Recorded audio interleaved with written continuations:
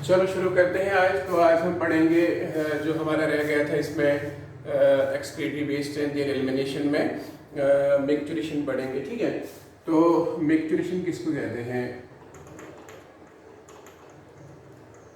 Micturition and इसके साथ हम पढ़ेंगे role of other organs in excretion. ठीक है, दूसरे ऑर्गन्स का क्या रोल होता है एक्सक्रीशन में। तो सिंपल है, हम इसको पढ़ेंगे। मिक्चुरेशन का मतलब होता है, इसको हम इन अदर सेंस कहेंगे यूरिनेशन। ठीक है, मिक्चुरेशन का मतलब होता है the act of passing urine out of the body of human being.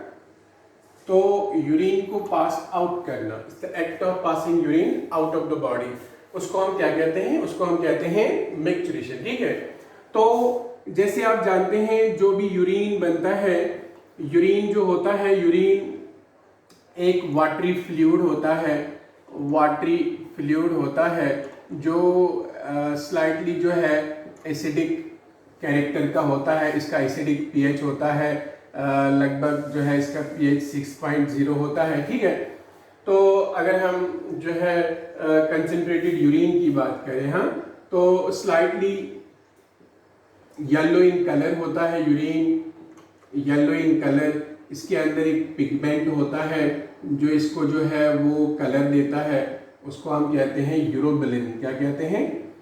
Urobilin, या उसको यूरोक्रोम भी कहते हैं। ठीक है, नो, ये यूरोक्रोम जो होता है ये एक ब्रेक डाउन पिगमेंट होता है, ब्रेक डाउन जो है प्रोडक्ट होता है बिलिरुबिन का। तो वही जाकर जो है यूरिन के साथ भी प्रेजेंट होता है, जिससे उसका कैरेक्टरिस्टिक कलर होता है, यानी स्लाइटली येलो कलर होता है। इसके अंदर यूरिन के अंदर 95% जो है वो वाटर ही प्रेजेंट होता है, और 5% जो है वो वेस्ट इसमें प्रेजेंट होते हैं। वेस्ट में यूरिया होता है, यूरिक एसिड होता है, और कुछ साल्ट्स वगैरह जो है वो इसमें प्रेजेंट होते हैं। ठीक है, तो ये यूरिन जो होता है जब ये किडनीज के अंदर बनता है, जैसे आपने पढ़ा कि कैसे फिल्ट्रेशन होती है, फिर कैसे यूरिन प्रोड्यूस होता है। तो जो ही यूरिन बनता है, यूरिन बनने के बाद ये यूरिटर्स से होकर जो है वो यूरिनरी ब्लैडर के अंदर जो है यूरिनरी ब्लैडर के अंदर वो जमा हो जाता है यूरिन। ठीक है, अब यूरिटर्स आप जानते हैं जो 2 किडनीज होती है, और जो इनका क्या कहते हैं पेल्विस होता है, उससे जो है नीचे उस निकल के आते हैं यूरिटर्स। यूरिटर्स जो होते हैं ये वाइट ट्यूब्स होते हैं, नैरो ट्यूब्स होते हैं जो स्मूथ मसल के बने हुए होते हैं। नीचे जाकर ये यूरिन को लाते हैं, इनके अंदर सीलिया भी होते हैं। तो यूरिन का मूवमेंट यहाँ पर होकर यूरिन को पास किया जाता है और वो स्टोर किया जाता है यूरिनरी ब्लैडर में। यूरिनरी ब्लैडर जो होता है ये एक बैग जैसा, हालो सैक जैसा स्ट्रक्चर होता है, इन्वर्टेड पेयर शेप्ड इसकी जो है शेप होती है। और ये यूरिनरी ब्लैडर के अंदर जो है इसमें एक स्पेशल मसल होते हैं, स्मूथ मसल होती है जिसको डिट्रसर मसल कहते हैं। क्या कहते हैं? इसकी एक स्पेशल मसल होती है, detrusor muscle, that is capable of मतलब जिसमें जो है बहुत कंट्रैक्शन होती है। तो ये डिट्रसर मसल जो होती है, इस मसल के ऊपर जो है ये मसल जो होती है ये इसका मेन पार्ट होते हैं इस यूरिनरी ब्लैडर का। स्मूथ मसल होती है, ठीक है, स्मूथ मसल होती है। फिर इस यूरिनरी ब्लैडर के अंदर यूरिन जो होता है वो स्टोर रहता है। स्टोर रहने के बाद यहाँ पर यूरिथ्रा निकलता है। यूरिथ्रा एक मेम्ब्रेन होता है जो यूरिनरी ब्लैडर से एक्सटेंड होकर यूरिन को बाहर पास आउट करता है। ये यूरिथ्रा जो होता है जैसे ये अराइज होता है यूरिनरी ब्लैडर से, तो यहाँ पर एक स्फिंक्टर होता है और एक और स्फिंक्टर होता है बाहर से। 2 स्फिंक्टर्स होते हैं, एक तरह से आप समझ लीजिए वैल्यू होते हैं, स्फिंक्टर्स होते हैं। अंदर वाला जो होता है वो इनवॉलंटरी होता है, वो इनवॉलंटरी मसल का बना होता है, इसी स्मूथ मसल से जो है मॉडिफाई होकर बना होता है। और बाहर वाला जो होता है वो वॉलंटरी होता है, जिस पर हमारा अपना कंट्रोल होता है। ठीक है। इनवॉलंटरी का मतलब होता है वो उसका कंट्रैक्शन, उसका ओपन होना बंद होना, वो डिपेंड होता है ऑटोनॉमिक नर्वस सिस्टम पे, उस पर हमारा कंट्रोल नहीं होता है। तो यूरिनरी ब्लैडर का के अंदर जो है ये यूरिन जो है वो स्टोर रहता है। क्या रहता है? Store before it is passed out है टिल मिक्चुरेशन। जब तक एक मिक्चुरेशन का सिग्नल नहीं पहुंचता है, नहीं प्रोड्यूस होता है, जिसको हम कहते हैं मिक्चुरेशन, उसको हम बोलते हैं मिक्चुरेशन रिफ्लेक्स। ठीक है। तो जब तक वो क्रिएट नहीं होता है तब तक जो है यूरिन जो होता है वो यूरिनरी ब्लैडर के अंदर ही जो है उसको क्या कहते हैं, यूरिनरी ब्लैडर के अंदर ही स्टोर रहता है। ठीक है। अब क्या होता है, जैसे इनफ यूरिन जो है इनफ यूरिन जब स्टोर हो जाता है यूरिनरी ब्लैडर के अंदर, तो यूरिनरी ब्लैडर के अंदर जो वॉल होता है उस वॉल के ऊपर होते हैं प्रेशर रिसेप्टर्स। क्या होते हैं? Pressure receptors. तो जो ही इसमें बहुत ज़्यादा इनफ जो है इनफ यूरिन जो है वो इसके अंदर स्टोर हो जाता है, तो this creates a pressure on the walls of the urinary bladder. अंदर जो यूरिनरी ब्लैडर के वॉल्स होते हैं उस पे जो है प्रेशर क्रिएट हो जाता है। तो इसके ऊपर जो है प्रेशर रिसेप्टर्स होते हैं। ये प्रेशर रिसेप्टर्स जो होते हैं ये इसके वॉल्स पे जब प्रेशर क्रिएट होता है तो इसका वॉल जो अंदर वॉल होता है वो स्ट्रेच हो जाता है। क्या हो जाता है? स्ट्रेच हो जाता है। इससे क्या हो जाता है कि ये स्ट्रेच हो जाते हैं और उसके ऊपर जो है स्ट्रेचिंग की वजह से ये प्रेशर रिसेप्टर्स एक्टिवेट हो जाते हैं। जब ये प्रेशर रिसेप्टर्स एक्टिवेट हो जाते हैं तो ये एक सिग्नल जो है वो सेंड करते हैं। किसको सेंड करते हैं? सेंट्रल नर्वस सिस्टम को। ठीक है। सेंट्रल नर्वस सिस्टम को एक सिग्नल सेंड करते हैं। सेंट्रल नर्वस सिस्टम से जो है वो वॉलंटरी सिग्नल जो है वो वॉलंटरी सिग्नल किसको पहुंचता है? वो सिग्नल पहुंचता है इसकी स्मूथ मसल को। ठीक है। नाउ यहाँ पर क्या होता है, जो सीएनएस होता है वो वापस क्या भेजता है? वो मोटर सिग्नल्स भेजता है। किसको? टू स्मूथ मसल्स ऑफ, जो स्मूथ मसल होती है, अभी मैंने कहा कौन सी मसल होती है, इसको डिट्रेसर मसल कहते हैं। Smooth muscles of urinary bladder. ये जो यूरिनरी ब्लैडर होता है जब इसके अंदर इनफ यूरिन जो है वो स्टोर हो जाता है तो उसके बाद जो होता है इसके अंदर जो है वो स्ट्रेचिंग हो जाती है। स्ट्रेचिंग की वजह से इसके ऊपर जो अंदर प्रेशर रिसेप्टर्स होते हैं वो एक्टिवेट हो जाते हैं। तो एक्टिवेट होकर वो सिग्नल भेजते हैं सेंट्रल नर्वस सिस्टम को। सेंट्रल नर्वस सिस्टम से जब वो सिग्नल पहुंचता है तो वहां पर सेंट्रल नर्वस सिस्टम के अंदर एक सेंटर होता है, इसको कहते हैं मिक्चुरेशन सेंटर। ठीक है। तो वो मिक्चुरेशन सेंटर के थ्रू जो ब्रेन होता है, सेंट्रल नर्वस सिस्टम होता है, वो सिग्नल भेजता है इसकी स्मूथ मसल को, डिट्रेसर मसल को। तो स्मूथ मसल जो होती है उसमें सर्कुलर एंड लॉन्गिट्यूडनल मसल्स दोनों होती है। तो यूरिनरी ब्लैडर के अंदर जो ये मसल्स होती है, तो स्मूथ मसल्स जो होती है इसके अंदर डिट्रेसर मसल, तो वो मसल जो है वो कंट्रैक्ट हो जाती है। क्या हो जाती है? कंट्रैक्ट। तो जब वो कंट्रैक्ट हो जाती है तो इस तरह जो है यूरिन के ऊपर जो है वो प्रेशर क्रिएट हो जाता है और यूरिन पास होना शुरू हो जाता है। तो यहाँ पर जो है स्फिंक्टर्स, इस प्रेशर की वजह से स्फिंक्टर्स ओपन हो जाते हैं और यूरिन जो होता है यूरिन पास आउट हो जाता है। इस टाइम में एक शख्स को जो है वो मिक्चुरेशन फील हो जाती है। अंडरस्टैंड? और ये जो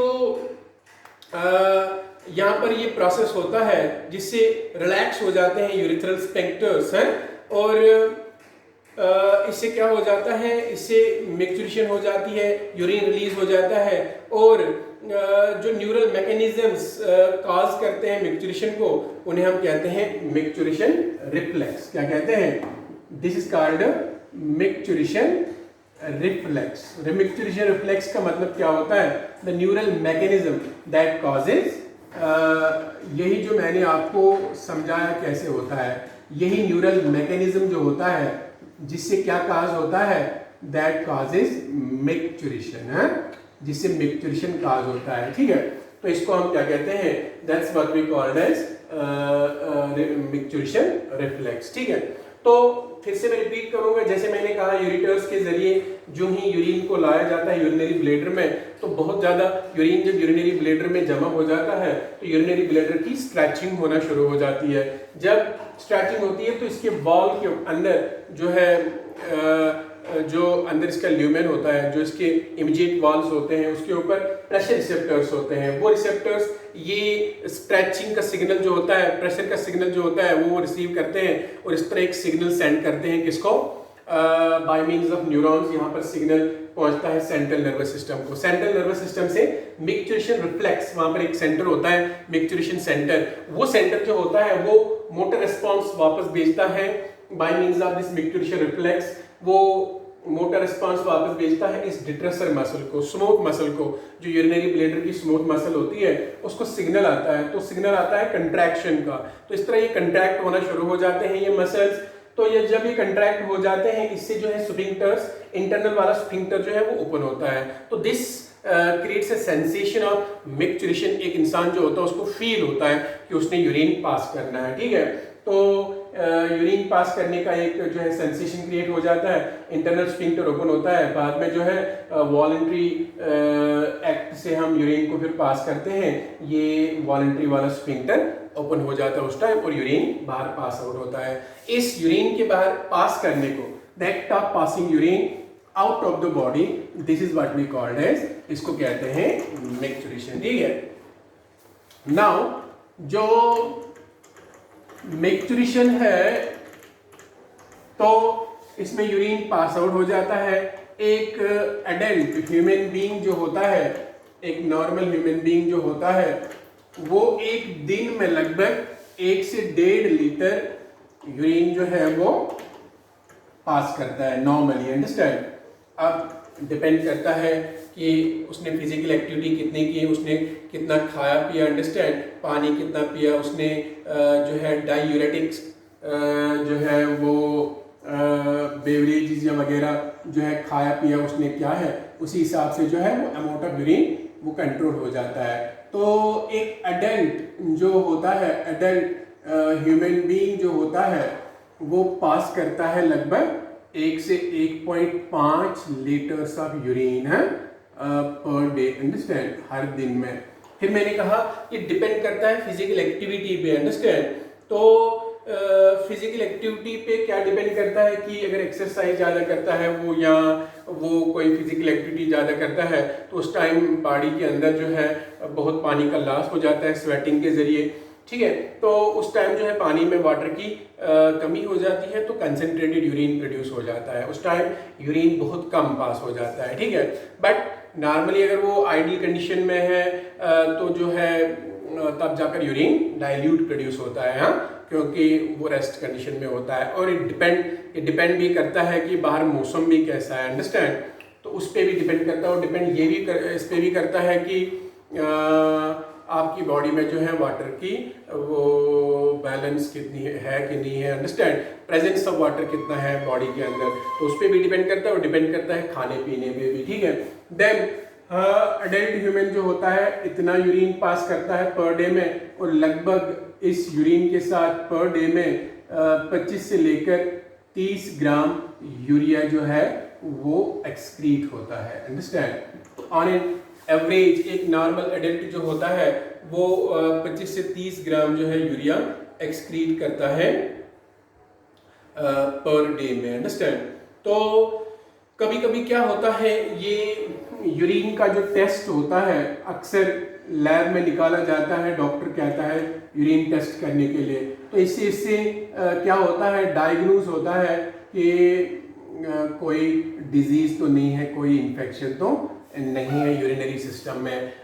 उसको बहुत सारी बीमारियों का उस तरह उसको पता चल जाता है डॉक्टर को यूरिन का जो है टेस्ट करके, ठीक है। कभी कभी अगर यूरिन के साथ ग्लूकोज पाया जाता है, ठीक है, तो अगर ग्लूकोज पाया जाता है जिसको ग्लाइकोस्यूरिया कहते हैं, हाँ? तो अगर केटोन बॉडीज पाई जाती है, हाँ, तो इसको कीटोन्यूरिया कहते हैं, हाँ, कीटोन्यूरिया, हाँ।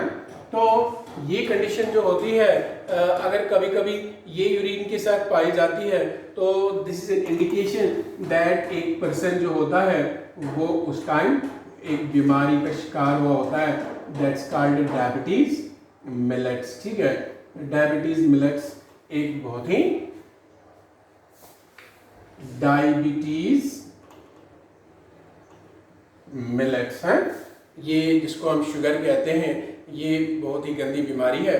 तो दिस इज एन इंडिकेशन, ये भी यूरिन के टेस्ट से जो है वो पता चल जाता है। इसमें और भी टेस्ट होते हैं बट यूरिन टेस्ट भी इंडिकेटिव होता है कि इससे जो है पता चल जाता है क्या इसको शुगर है कि नहीं है। ठीक है, फिर हम पढ़ेंगे role of other organs in excretion.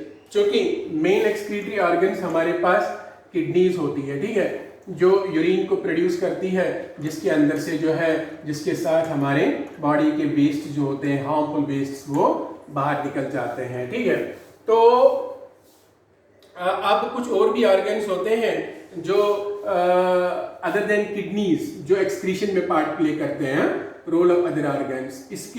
इसमें हमारी लंग्स है, और इसके अलावा जो है लंग्स के अलावा हमारा लिवर जो है, और हमारा स्किन जो है, ये तीनों भी जो है वो एक्सक्रीशन में एक इम्पॉर्टेंट पार्ट प्ले करते हैं। अंडरस्टैंड? तो ये भी एक्सक्रीटरी वेस्ट जो है वो रिमूव करते हैं। ठीक है, तो हमारी लंग्स जो होती है वो बहुत ज़्यादा जो है, लंग्स क्या एक्सक्रीट करती है, एक रेस्पिरेटरी वेस्ट जिसको हम कहते हैं carbon dioxide. Lot of carbon dioxide वो एक्सक्रीट आउट करते हैं।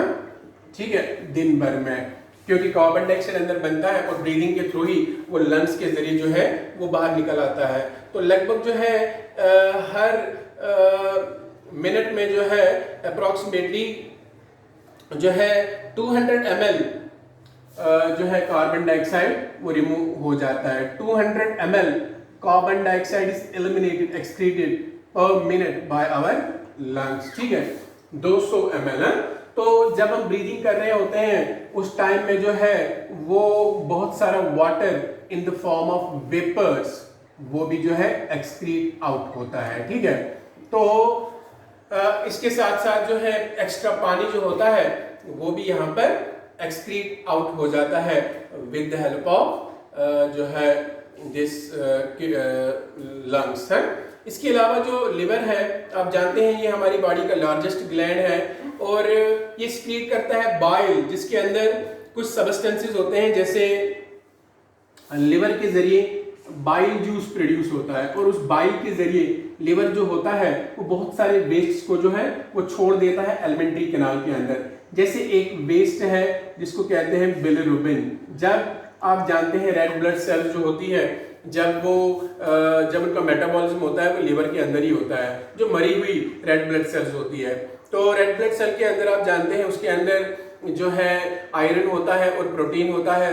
तो प्रोटीन जब ब्रेक डाउन होता है उससे दो हार्मफुल पिगमेंट्स प्रोड्यूस होते हैं, बिलिरुबिन और बिलिवर्डिन। अगर ये रिटेन हो गए हमारी बॉडी में तो इंसान जो है वो लिवर का डैमेज होकर जो है वो मर सकता है। तो तब जाकर ये बाइल के जरिए एक्सक्रीट आउट करता है लिवर और उनको छोड़ देता है एलिमेंट्री कैनाल में, जहां वो वेस्ट्स के साथ जो है बॉडी के बाहर निकल आते हैं। एक उनमें है बिलिरुबिन, दूसरा है जिसको हम कहते हैं बिलिवर्डिन। अंडरस्टैंड? देन बिलिवर्डिन, इसके अलावा थोड़ा सा अमाउंट जो होता है कोलेस्ट्रॉल का, ठीक है, जो एक्स्ट्रा कोलेस्ट्रॉल होता है हमारे बॉडी के अंदर, डिग्रेडेड स्टेरॉइड हार्मोन्स, डिग्रेडेड खत्म हुए वेस्ट जो होते हैं स्टेरॉइड हार्मोन्स के, स्टेरॉइड हार्मोन्स जो एड्रिनल ग्लैंड से रिलीज होते हैं। अंडरस्टैंड? सेक्स हार्मोन्स वगैरह। नाउ स्टेरॉइड हार्मोन्स इसके साथ होते हैं, और विटामिन एंड ड्रग्स। अंडरस्टैंड? इसके अलावा कुछ जो है एक्स्ट्रा विटामिन जो होते हैं एंड ड्रग्स, वो जो है लिवर एलिमिनेट करता है, उनको निकाल देता है along with the digestive waste. इनमें से सारे जो है लगभग डाइजेस्टिव वेस्ट के साथ जो है वो बाहर निकल आते हैं। ठीक है, क्योंकि बाइल आप जानते हैं लिवर से निकलकर गॉल ब्लैडर में स्टोर रहकर फिर खाने के साथ ड्यूरिनम में मिलता है। इस तरह वो डाइजेस्टिव वेस्ट के साथ पास आउट होता है। इस तरह हमारा स्किन जो होता है, स्किन के ऊपर हमारे दो तरह के ग्लैंड्स होते हैं। एक होते हैं स्वेट ग्लैंड्स, दूसरे होते हैं सेबेशियस ग्लैंड्स हैं, जिनको आप ऑयल ग्लैंड्स कहते हैं, ठीक है। अब स्वेट ग्लैंड से क्या रिलीज होता है, इनसे निकलता है स्वेट। स्वेट का प्राइमरी फंक्शन जो होता है वो कूलिंग इफेक्ट होता है बॉडी में। जब हमारी बॉडी का टेम्परेचर ज्यादा हो जाता है तो हाइपोथैलेमस एक सिग्नल सेंड करता है हमारे स्वेट ग्लैंड्स को, जो एक्टिवेट होकर स्वेट को प्रोड्यूस करते हैं। और जब वो स्वेट को प्रोड्यूस करते हैं तो वहां पर वाटर जो है वो बाहर निकल आता है along with some other substances also। तो वाटर की इवापोरेशन होकर सरफेस कूलिंग जो होती है वो हमारी हो जाती है, ठीक है। तो इस तरह हमारा टेम्परेचर नॉर्मल हो जाता है। तो ये एक टेम्परेचर रेगुलेशन का मैकेनिज्म है, ये काम होता है। But besides maintaining the temperature in our body, sweat also excretes some waste. इसके साथ कुछ वेस्ट जो है वो बॉडी से बाहर निकल आते हैं, अंडरस्टैंड। तो इसके साथ जो होता है वो थोड़ा सा वाटर निकलता है, NaCl, यूरिया और लैक्टिक एसिड, अंडरस्टैंड। थोड़ा सा वाटर, इसके अलावा इससे NaCl बाहर निकलता है, थोड़ा सा यूरिया होता है एंड लैक्टिक एसिड जो है वो बाहर निकल आता है, ठीक है, अलॉन्ग विद द जो है स्वेट के साथ, ठीक है। तो सेबेशियस ग्लैंड जो होते हैं वो भी एलिमिनेट करते हैं कुछ substances like sterols, hydrocarbons. Sebaceous glands, oil glands जो होते हैं वो एक्सक्रीट करते हैं स्टीरोल्स को, या इसके अलावा जो है इनसे एक्सक्रीट आउट होते हैं हाइड्रोकार्बन्स, वैक्सेस हैं, हाइड्रोकार्बन्स एंड वैक्सेस हैं, waxes bye means of sebum, जो यहां से ऑयल निकलता है जिसको हम कहते हैं सिबम, अंडरस्टैंड। तो इससे क्या हो जाता है, ये सिक्रीशन जो होती है ये ऑयली कवरिंग देती है हमारे स्किन को, अंडरस्टैंड। तो ऑयलिंग कवरिंग जो होती है वो स्किन को बचाती है हार्मफुल इफेक्ट से, अंडरस्टैंड, इन्फेक्शन से वगैरह से। तो जो रेडिएशंस का इफेक्ट होता है उससे भी बचाते हैं। तो but besides protecting the body, protecting the skin from all these things, these sebaceous glands also excrete from our body these sterols, hydrocarbons, waxes by means of its excretion, that's called sebum oil, understand। तो इसके अलावा जो होता है कुछ nitrogenous waste, कुछ excretory waste जो होते हैं वो हमारी बॉडी से एलिमिनेट होते हैं सलाइवा के जरिए भी। हाँ, सलाइवा जो होता है वो भी एलिमिनेट करता है कुछ वेस्ट को, है एक्सक्रीटरी वेस्ट को हमारी बॉडी से, ठीक है। तो इस तरह जो है वो दूसरे ऑर्गन्स का रोल होता है, क्या कहते हैं इसमें, एक्सक्रीशन में, अंडरस्टैंड। तो अगर किसी की अक्यूट किडनी फेलियर हो जाता है तो उस शख्स को जो है बॉडी के अंदर यूरिया रिटेन हो जाता है। यूरिया एक टॉक्सिक वेस्ट है, तो उस कंडीशन को हम क्या कहते हैं, उसको यूरेमिया कहते हैं। क्या कहते हैं, यूरेमिया कहते हैं। उस टाइम में क्या हो जाता है, उस टाइम में हम एक पर्सन को देखो, अगर एक पर्सन की किडनी फेलियर हो जाता है तो किडनी फेलियर की वजह से उसका यूरिन पास आउट नहीं होता है। तो जब यूरिन पास आउट नहीं होता है तो अंदर यूरिया बॉडी के अंदर एक्युमुलेट हो जाता है जो जानलेवा हो सकता है। तो इस कंडीशन को कहते हैं यूरेमिया। यूरेमिया जब होता है तो यूरेमिया होने के बाद क्या होता है, यूरेमिया हो गया तो इस इंसान को मरने का भी खतरा हो सकता है। इसलिए इसको हीमोडायलिसिस पे जो है वो फिर कराते हैं, इसकी हीमोडायलिसिस पे। The person is put into haemodialysis, जिनको हम आर्टिफिशियल किडनीज भी कहते हैं, ठीक है। तो जिसके हीमोडायलिसिस का मतलब होता है आर्टिफिशियली जो है नाइट्रोजनस वेस्ट को ब्लड से जो है वो बाहर निकालना। यहाँ पर आप जानते हैं, 10th में भी पढ़ा है आपने, एक अपैरेटस होता है डायलाइजर जिसको कहते हैं, उसमें एक फ्लूइड भी होते हैं, डायलाइजिंग फ्लूइड होता है जो हम कंटिन्यूसली उसमें पंप करते रहते हैं। अंदर उसके अंदर एक मेम्ब्रेन होता है जिसको सेलोफेन ट्यूब कहते हैं। तो एक ट्यूब से, आर्टरी से जो है ब्लड को निकाल के फिर दूसरे साइड से वेन में उसको जो है इंसान के अंदर डाल देते हैं। उसको हेपेरिन मिलाते हैं ताकि जो है वो ब्लड कोगुलेट ना हो जाए। इस तरह उस शख्स का ब्लड जो है उस ट्यूब के जरिए निकाला जाता है और वो सेलोफेन ट्यूब के जरिए उस डायलाइजिंग फ्लूइड, जो फ्लूइड जिसमें कंसंट्रेशन बराबर होती है उस तरह की जितना प्लाज्मा में होती है, एक्सेप्ट उसमें जो है वो क्या नहीं होते हैं, वेस्ट नहीं होते हैं। इस तरह एक कंसंट्रेशन ग्रेडियंट वहाँ पर क्रिएट होता है। हाई कंसंट्रेशन से लो कंसंट्रेशन की तरफ वेस्ट निकल आते हैं, तो प्यूरिफाइड ब्लड जो होता है वो बाहर भरा जाता है, वापस भरा जाता है पेशेंट की बॉडी के अंदर, ठीक है। इससे जो है नाइट्रोजनस वेस्ट उससे एलिमिनेट हो जाते हैं। अब इसका इलाज जो है वो फाइनली क्या है, किडनी ट्रांसप्लांटेशन है। किडनी ट्रांसप्लांटेशन में क्या करते हैं, एक डोनर जो होता है, जो पेशेंट होता है उसको जो नज़दीकी रिलेटिव होता है या उसके जिसके साथ उसके प्रॉपर एंटीजेंस ब्लड ग्रुप वगैरह मैच हो जाए, तो प्रॉपर टेस्ट्स के बाद उसको जो है किडनी ट्रांसप्लांट करते हैं। ज़रूरी नहीं है वो ट्रांसप्लांट के बाद ठीक हो जाएगा, कभी कभी ऐसा भी होता है ट्रांसप्लांट हो गया, 2 दिन किडनी काम करती है, साल भर काम करती है, उसके बाद फिर बैठ जाती है।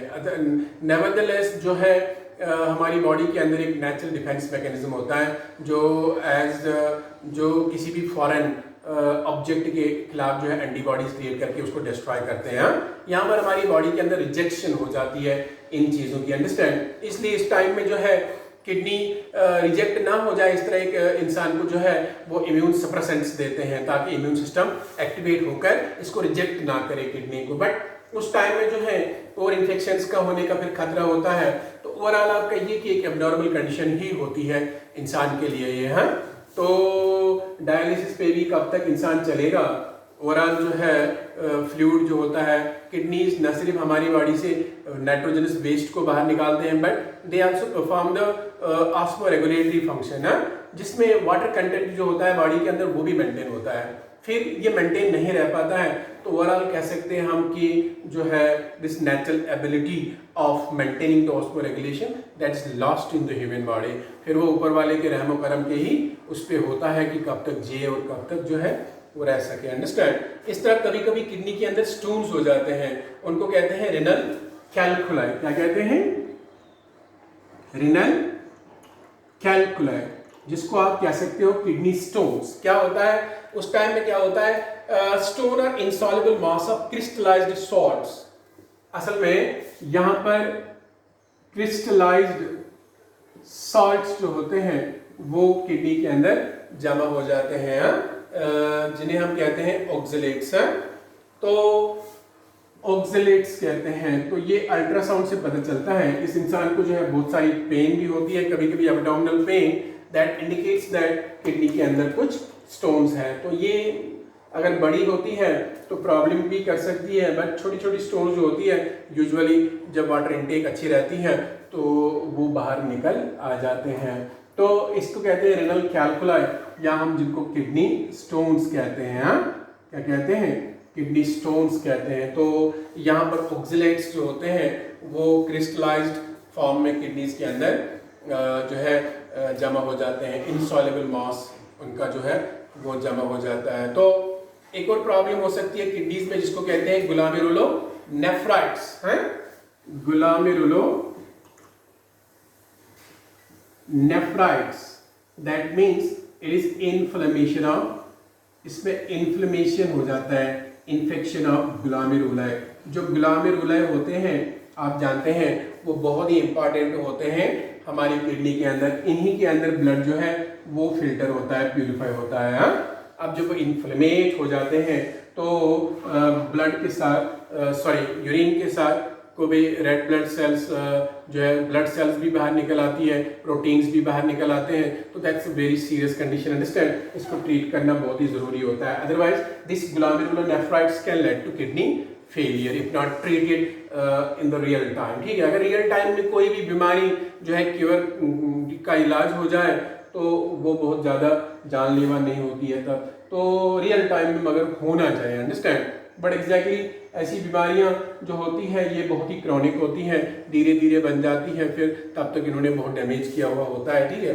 तो फिर जो है इनका रिकवर होना बड़ा मुश्किल हो जाता है।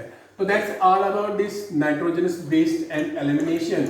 इसके बाद हम दूसरा चैप्टर लेंगे इस बायो का, ह्यूमन फिजियोलॉजी का, जिसका नाम है मूवमेंट एंड लोकोमोशन। ठीक है, लोकोमोशन एंड मूवमेंट। आप जानते हैं लोकोमोशन एंड मूवमेंट जो है हमारी बॉडी में बहुत सारी जगहों पर मूवमेंट होता है। movement of substances in our body, movement of food, movement of gametes, movement of urine या movement of mucus वगैरह जो होते हैं उनका movement हमेशा होता रहता है, movement of blood inside our blood vessels. Then locomotion simply means the change in the जब मूवमेंट के जरिए अपनी पोजीशन को चेंज करते हैं, एक जगह से दूसरी जगह चले जाते हैं, that's called as locomotion. Understand. तो जो वॉलंटरी एक्टिविटीज जो होते हैं, अपने लिंक्स को हम जब जो है वो चलाते हैं, जाज को, आईलिड्स को, तो कुछ ऐसे मूवमेंट होते हैं, जैसे इस वक्त मैं मूवमेंट कर रहा हूँ, इससे जो है by means of my limbs मैं अपनी पोजीशन जो है चेंज कर रहा हूँ, तो ऐसे मूवमेंट को हम कहते हैं लोकोमोशन. ठीक है. लोकोमोशन और मूवमेंट जो होता है ये हमारी बॉडी के अंदर पॉसिबल तभी होता है जब हमारे पास दो इम्पॉर्टेंट स्ट्रक्चर्स होते हैं. वो दो इम्पॉर्टेंट स्ट्रक्चर्स जो होते हैं उनमें हम स्पेशली हमारी मसल्स होती है और स्पेशली हमारा स्केलेटन, मोस्टली बोन जो होती है हमारी बॉडी के अंदर, ये दोनों का कोलैबोरेशन, ये दोनों का आपस में जो है कनेक्शन जो होता है, that makes the movement and locomotion possible in human body. इसी से मूवमेंट और लोकोमोशन जो है वो हमारी बॉडी के अंदर जो है वो पॉसिबल होते हैं. अंडरस्टैंड. एक ह्यूमन बॉडी जो होती है इसमें तीन मेन टाइप्स ऑफ मूवमेंट होते हैं. एक ह्यूमन बॉडी जो होती है, ह्यूमन बॉडी के अंदर जो है 3 मेन टाइप्स ऑफ मूवमेंट हो जाते हैं. कितने? 3 मेन टाइप्स ऑफ मूवमेंट हो जाते हैं एक ह्यूमन बॉडी के अंदर. एक होता है जिसको कहते हैं एमीबॉइड मूवमेंट. क्या कहते हैं? Amoeboid movement. आप जानते हैं हमारी बॉडी के अंदर कुछ स्पेशल सेल्स होती है जो एमीबॉइड मूवमेंट जो है वो जो है करती है. अंडरस्टैंड. जैसे आप जानते हैं हमारी बॉडी के अंदर मैक्रोफेजेस होती है. Macrophages are special type of WBCs. यहाँ कुछ और ल्यूकोसाइट्स जो होती है, these are capable of amoeboid movement. Understand.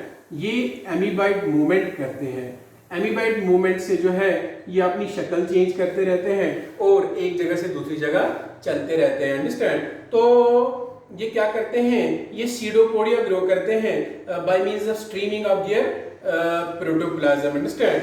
तो यहाँ पर ये सीडोपोडिया के जरिए मूवमेंट करते हैं और यहाँ पर ये प्रोटोप्लाज्मिक जो है वो मूवमेंट प्रोटोप्लाज्मिक चेंज करते हैं, प्रोटोप्लाज्मिक स्ट्रीमिंग करते हैं, जिसको हम कहते हैं streaming of protoplasm. Protoplasmic streaming की मदद से ये सीडोपोडिया को ग्रो करते हैं और जिसकी वजह से वो जो है ब्लड से निकलकर टिश्यू स्पेसेस के अंदर चले जाते हैं. एक मैकेनिज्म होता है हमारी बॉडी में, जरूरी होता है हमारी बॉडी में टिश्यूज के इन्फेक्शंस को रिमूव करने के लिए. ठीक है. तो ऐसे मूवमेंट को जो मैक्रोफेजेस करती है या कुछ और WBCs करती है, इसको कहते हैं एमीबॉइड मूवमेंट. क्या कहते हैं? Amoeboid movement. दूसरा मूवमेंट जो है वो एक ह्यूमन बॉडी के अंदर होता है, उसको कहते हैं सीलियरी मूवमेंट. क्या कहते हैं? Ciliary movement. सीलियरी मूवमेंट जो होता है ये हमारी बॉडी के कुछ अंदर वाले पार्ट्स में होता है. ठीक है. सीलियरी मूवमेंट जो होता है it occurs in most of our internal tubular organs. ठीक है. ये कहां पर हो जाता है? Internal tubular organs. Tubular organs समझते हो? जो ट्यूब जैसे होते हैं, tubular organs which are lined by ciliated epithelium है, जिनके अंदर कौन सा एपिथेलियम होता है? सीलिएटेड एपिथेलियम होता है. ऐसा मूवमेंट आप जानते हैं स्पेशली हमारे रेस्पिरेटरी ट्रैक्ट में होता है. रेस्पिरेटरी ट्रैक्ट में होता है. रेस्पिरेटरी ट्रैक्ट जो होता है वो सीलिएटेड एपिथेलियम से लाइंड होता है. और ये सीलिएटेड एपिथेलियम के ऊपर बहुत सारे सीलिया होते हैं. सीलिया हेयर लाइक प्रोसेस होते हैं which are capable of movement. Understand. तो सीलिया की मदद से क्या हो जाता है, इससे डस्ट पार्टिकल्स या कोई फॉरेन सब्सटेंस जो हमने अंदर लिया होता है वो जो है बाहर निकल आता है. ये सीलिया जो होते हैं रेस्पिरेटरी ट्रैक्ट के अंदर जब कोई जो है वो डस्ट चली जाती है या कोई भी इंफेक्शन बैक्टीरिया वगैरह चले जाते हैं, तो यहाँ पर स्पेशल इस एपिथेलियम के अंदर म्यूकस सेल्स होती है वो म्यूकस सेल्स जो होती है वो म्यूकस को रिलीज करती है। जब वो म्यूकस रिलीज करती है तो यहाँ पर ये म्यूकस के अंदर ये डस्ट, ये फॉरेन सब्सटेंसेस, ये पार्टिकल्स, ये वगैरह जो जर्म्स होते हैं वो ट्रैप हो जाती है। तो फिर ये म्यूकस जो होता है इसको सीलिया जो है वो इसका मूवमेंट कराता है, उसको रेस्पिरेटरी ट्रैक्ट से ऊपर लाता है और ऊपर लाकर जो है वो फेरिंक्स के अंदर लाता है और फिर कफिंग के जरिए से हम उसको बाहर निकालते हैं या जो है उसको स्वेलो करते हैं। तो इस तरह जो है वो डस्ट, वो इन्फेक्शन वो खत्म हो जाता है। ठीक है, नाउ इस तरह आप जानते हैं जो ओवा होता है वो भी फीमेल रिप्रोडक्टिव ट्रैक्ट के अंदर चलता है by means of the ciliary movement. ओवा आप जानते हैं जिसको कहते हैं एग, फीमेल रिप्रोडक्टिव ट्रैक्ट के अंदर ओवा जो होता है आपने पढ़ा होगा 10th में, ये नॉन मोटाइल होता है, ये खुद से मूवमेंट नहीं कर पाता है। तो फीमेल रिप्रोडक्टिव ट्रैक्ट के अंदर जो फैलोपियन ट्यूब होता है उसके अंदर इसका मूवमेंट होता है बाय मींस ऑफ सीलिया। ये सीलिया जो होते हैं ये इनफंडिब्यूलम के अंदर प्रेजेंट होते हैं, जो फीमेल फैलोपियन ट्यूब का जो है हिस्सा होता है। तो वो उसके अंदर जो है इसका मूवमेंट कर देते हैं, जहाँ तक उसको ले जाते हैं जहाँ तक इसका फर्टिलाइजेशन हो जाता है। उसके बाद और मूवमेंट करके उसको यूट्रस के अंदर जो है वो पहुंचाया जाता है by means of ciliary movement. ठीक है, तो तीसरा मूवमेंट जो होता है उसको कहते हैं मस्क्यूलर मूवमेंट। तो जो होता है मस्क्यूलर मूवमेंट जो होता है वो सबसे इंपॉर्टेंट मूवमेंट होता है हमारी बॉडी के अंदर। मस्क्यूलर मूवमेंट से बहुत सारी एक्टिविटीज हो जाती है हमारी बॉडी के अंदर, बहुत सारा ट्रांसपोर्ट हो जाता है हमारी बॉडी के अंदर है, उसको कहते हैं मस्क्यूलर मूवमेंट है। The movement that is aided by the muscles, जिसमें मसल्स काम करती है बॉडी की। जो हमारी 3 टाइप्स ऑफ मसल्स होती है वो भी आपने पढ़नी है, जो skeletal muscles, smooth muscles and cardiac muscles. ठीक है, तो movement of our limbs, jaws, tongue require muscular movement. जो हम अपने जॉज का, अपने लिम्स का, बाजू, पैर, टांगे उठाते हैं, limbs, lips, movement of our jaws, understand, movement of our tongue, इस सब में हमें कौन मदद करता है? It is aided by muscular movement. ठीक है, ये मस्क्यूलर मूवमेंट की वजह से जो है बहुत सारा जो है हम मूवमेंट्स करते हैं डिफरेंट चीज़ों का अपनी बॉडी के अंदर है। देन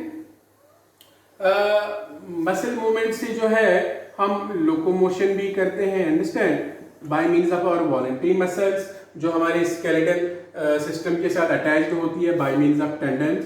तो लोकोमोशन करते हैं मस्क्यूलर मूवमेंट की वजह से, जो है वो हमारी बॉडी के अंदर फूड का मूवमेंट होता है, ब्लड का मूवमेंट होता है ब्लड वेसल्स के अंदर। ठीक है, तो यूरिन का मूवमेंट होता है, या एलिमेंट्री कैनाल के अंदर जो है खाने का मूवमेंट होता है। तो इससे जो है बहुत से जो है इससे जो है हमारा मेन जो है लोकोमोशन होता है, फेशियल एक्सप्रेशंस वो चेंज हो जाते हैं, अंडरस्टैंड, हमारी बॉडी पार्ट्स का मूवमेंट होना, वो सब जो है वो मस्कुलर मूवमेंट से ही जो है पॉसिबल होता है। ये मेजर टाइप का मूवमेंट है जो मसल्स के मदद से हो जाता है in coordination with the skeletal system है, स्केलेटल सिस्टम के साथ कोऑर्डिनेट होकर। ठीक है, तो इस तरह जो है ये 3 टाइप्स ऑफ मूवमेंट जो है वो एक ह्यूमन बॉडी के अंदर हो जाते हैं। अब हमने पढ़ना है पहले जो है मसल्स के बारे में। ठीक है, नाउ एक मसल जो होती है वो क्या होता है, उसके बाद हमने स्केलेटल सिस्टम पढ़ना है।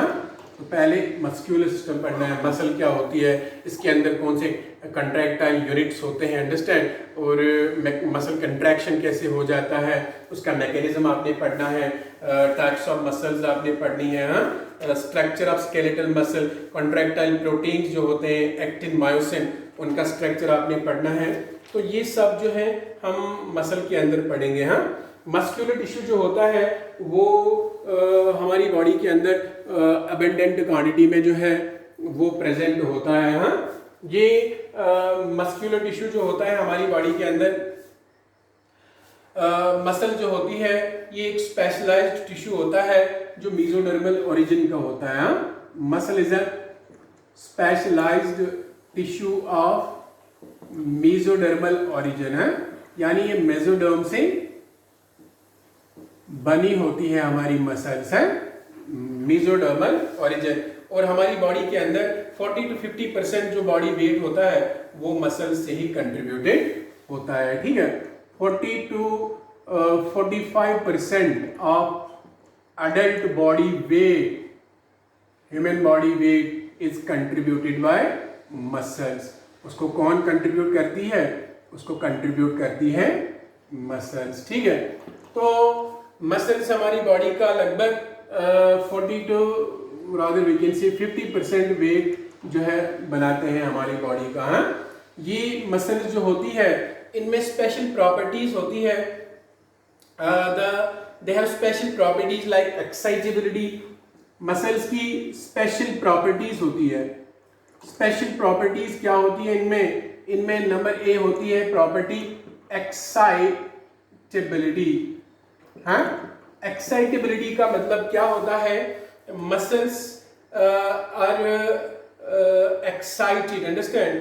ये एक्साइटेबिलिटी की प्रॉपर्टी इनमें जो होती है वो, उसका क्या मतलब होता है? जब भी इनके ऊपर एक सिग्नल आता है हमारे नर्वस सिस्टम में तो इनमें एक्साइटेशन होती है, ये एक्टिवेट हो जाती है। तो एक्टिवेट होकर ये अपना काम शुरू करती है, तो उसको हम कहते हैं एक्साइटेबिलिटी। एक्साइटेबिलिटी के बाद इनमें एक प्रॉपर्टी होती है जिसको हम कहते हैं एक्सटेंसिबिलिटी या contractility. Muscles are able to contract themselves, ये कंट्रैक्ट हो जाती है, सिकुड़ जाती है, जिसकी वजह से हमारी बॉडी में मूवमेंट पॉसिबल हो जाता है। Contraction, muscle contraction actually causes our movement of body parts. तो इसको कहते हैं कंट्रैक्टिलिटी, एक्सटेंसिबिलिटी एंड इलास्टिसिटी। तीसरी प्रॉपर्टी इसमें होती है मसल में एक्सटेंसिबिलिटी, एक्सटेंड हो जाना, रिलैक्स हो जाना, जो है रिलैक्स हो जाना, एक्सटेंसिबिलिटी, एक्सटेंड हो जाना, जिसकी वजह से जो है वो है हमारी बॉडी के अंदर मूवमेंट्स पॉसिबल होते हैं। एंड नंबर डी होता है, that's what we called as elasticity. Muscles के अंदर इलास्टिसिटी होती है, ये इलास्टिक होती है। And these 4 properties of muscles, excitability, contractility, extensibility and elasticity, these are very important. ये बहुत ही जरूरी होते हैं, जिसकी वजह से मूवमेंट जो होता है वो बॉडी के अंदर पॉसिबल हो जाता है, अंडरस्टैंड। नाउ ये मसल्स जो होती है ये इलोंगेटेड सेल्स की बनी होती है। जो मसल होती है इसके अंदर जो सेल्स होती है वो सेल जो है वो इलोंगेटेड होती है, और इलोंगेटेड हम कह सकते हैं थ्रेड लाइक होती है, इसलिए उनको कहते हैं मसल फाइबर्स। हैं, मसल के सेल्स को क्या कहते हैं? Muscle fibres. इनको आप मायोसाइट्स भी कह सकते हैं। क्या कह सकते हैं? मायोसाइट्स भी कह सकते हैं, ठीक है। तो ये इनकी सेल्स होती है, और based on the location in the body, based on their location in our body, हमारी बॉडी के अंदर इनकी जो लोकेशन होती है, बेस्ड ऑन दैट जो हमारी मसल्स होती है ये 3 टाइप्स की होती है। कितने टाइप्स की होती है? 3 टाइप्स की होती है। नंबर ए, जिसको हम कहते हैं स्केलेटल मसल्स, ठीक है। नंबर सेकंड, जिनको हम कहते हैं स्मूथ मसल्स हैं। एंड नंबर थर्ड हमारे पास होती है कॉर्डिक मसल्स हैं। ये आपको एक और चैप्टर में भी पढ़ना है, मस्कुलर टिश्यू। जो टिश्यू वाला चैप्टर हम लास्ट में पढ़ेंगे उसमें भी ये पढ़ना है, तो यहाँ पर मैं ये पढ़ाऊंगा, इसलिए वहाँ पर मैं फिर इसको रिपीट करके नहीं पढ़ाऊंगा, वहाँ पर सेम रिपीटिशन से आपको पढ़ना पड़ेगा। तो 3 टाइप्स ऑफ मसल्स होती है, based on their location in our body, based on their functions in our body. The 3 types of muscles are skeletal muscles, smooth muscles and cardiac muscles. क्या इनका काम होता है, कैसा इनका स्ट्रक्चर होता है, एक टिपिकल मसल का स्ट्रक्चर क्या होता है, अंदर से कैसे कंट्रैक्ट होती है, वो सब हम डिटेल में है जो है कल पढ़ेंगे, ठीक है। कल हम पढ़ेंगे types of muscles, skeletal muscles, striated muscles, visceral muscles, यानी जो है स्मूथ मसल्स और कार्डियक मसल्स के बारे में पढ़ेंगे। फिर एक टिपिकल मसल का जो है स्ट्रक्चर कैसा होता है, और मसल्स के अंदर जो प्रोटीन्स होते हैं उनका स्ट्रक्चर कैसा होता है, और मैकेनिज्म ऑफ मसल कंट्रैक्शन, ये हम जो है कल पढ़ेंगे। तो फिर उसका जो है स्केलेटल सिस्टम परसों पढ़ के इस चैप्टर को हम ख़त्म करेंगे। ठीक है, आज के लिए इतना काफ़ी है।